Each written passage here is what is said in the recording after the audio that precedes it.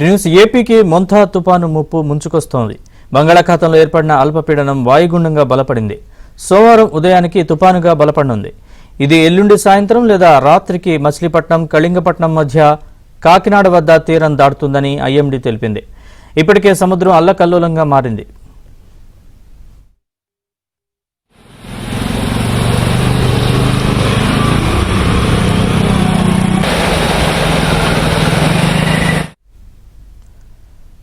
తుపాను నేపథ్యంలో తీర ప్రాంత ప్రజలకు అధికారులు పలు సూచనలు చేశారు. అత్యవసరమైతే తప్ప ప్రయాణాలు చేయొద్దని, తీర ప్రాంతాల్లో తిరగొద్దని సూచిస్తున్నారు. ఇక అనకాపల్లి జిల్లాలో తుపాను ప్రభావం దృష్ట్యా 3 రోజుల పాటు సెలవులు ప్రకటించారు.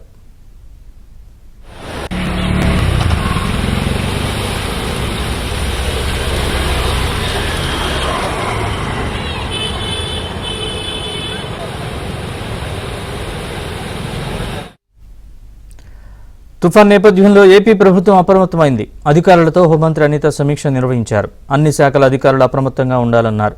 అలాగే తుఫాను ప్రభావిత జిల్లాలకు ప్రత్యేక అధికారుల్ని నియమించారు. మనకి ఏపీకి పొంచి ఉన్న తుఫాన్ మనందరికీ కూడా తెలుసున్నది. దీని మీద ఇమీడియట్గా గౌరవ సీఎం గారు ఒక 4 రోజుల ముందు నుంచి కూడా ప్రిపేర్నెస్కి అందరితోని కూడా మాట్లాడడం, సార్ దుబాయ్లో ఉన్నప్పటికీ కూడా అక్కడి నుంచి కూడా మానిటర్ చేసుకొని ఆల్ కలెక్టర్స్తోని, ఆల్ హెచ్ఓడీస్తోని వీడియో కాన్ఫరెన్స్ అండ్ టెలికాన్ఫరెన్స్ తీసుకొని ప్రతి ఒక్క డిపార్ట్మెంట్ కూడా ప్రిపేర్నెస్లో ఉండాలి అని చెప్పి అందరినీ కూడా అలర్ట్ చేయడం జరిగింది. మనందరం కూడా ఇప్పుడు అబ్జర్వ్ చేసుకుంటే ఇది maximum 28th midnight most probably Kakinada దగ్గర ఇది హిట్ ఇచ్చే పరిస్థితి ఉంది. అంటే 28th మార్నింగ్ ఇది తీవ్ర తుఫాను కింద మారబోతుంది. సో 27th నుంచి కూడా కొంచెం ఎక్కువగా రైన్స్ మ్యాక్సిమం పడడానికి ఆస్కారం ఉంది. ఓవరాల్గా స్టేట్ మొత్తం కూడా రైన్స్ ఉంటాయి. ఎస్పెషల్లీ కోస్టల్ డిస్ట్రిక్ట్స్ ఏదైతే ఉన్నాయో కోస్టల్ డిస్ట్రిక్ట్స్ అన్నింటిలోని కూడా దీని ఎఫెక్ట్ చాలా ఎక్కువగా ఉంటుంది.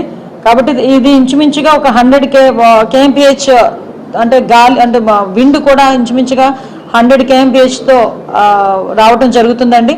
ఇది రాబోయే 24 గంటల్లో పశ్చిమ వాయువ్య దిశలో పయనించి చక్రవాతం లేదా తుఫానుగా పరిణమించే అవకాశం ఉంది. చక్రవాతం అయ్యే సమయానికి అది నైరుతి బంగాళాఖాతం, దానికి ఆనుకుని ఉన్న పశ్చిమ మధ్య బంగాళాఖాతంలో ఉండే అవకాశం ఉన్నది. 28వ తేదీ నాటికి అది మరింత వాయువ్య దిశలో పయనించి తదుపరి ఉత్తర వాయువ్య దిశలో పయనించి తీవ్ర సైక్లోన్గా పరిణమించే అవకాశం ఉంది. ఉత్తర వాయువ్య దిశలోనే పయనించి 28వ తేదీ సాయంత్రం రాత్రి మధ్య ప్రాంతంలో ఆంధ్రప్రదేశ్ తీరాన్ని మచిలీపట్నం, కళింగపట్నం మధ్య అనగా కాకినాడకు సమీపంలో తీరాన్ని తాకే అవకాశం ఉన్నది. తీరాన్ని తాకే సమయంలో గాలుల యొక్క వేగం 90 నుంచి 100 కిలోమీటర్లు, గరిష్టంగా 110 కిలోమీటర్ల వేగం ఉండే అవకాశం ఉంది. 1 మీటర్ ఎత్తు వరకు స్టార్మ్ సర్జ్ ఉండే అవకాశం ఉంది. ఇక ఈరోజు 26వ తేదీన ఆంధ్రప్రదేశ్ కోస్తా తీరంలో చాలా చోట్ల తేలికపాటి నుంచి మోస్తరు వర్షాలు ఉండే అవకాశం ఉంది. 1-2 చోట్ల భారీ వర్షపాతం నమోదయ్యే అవకాశం ఉంది. రేపు అనగా 27వ తేదీన ఎక్కువ ప్రాంతాలలో తేలికపాటి నుంచి మోస్తరు వర్షాలు ఉంటూ భారీ నుంచి అతి భారీ వర్షపాతాలు 1-2 ప్రాంతాల్లో నమోదయ్యే అవకాశం ఉన్నది. 28వ తేదీ నుంచి వర్షపాతం యొక్క క్షేత్రీయ విస్తృతి తరువాత తీవ్రత పెరిగే అవకాశం ఉంది.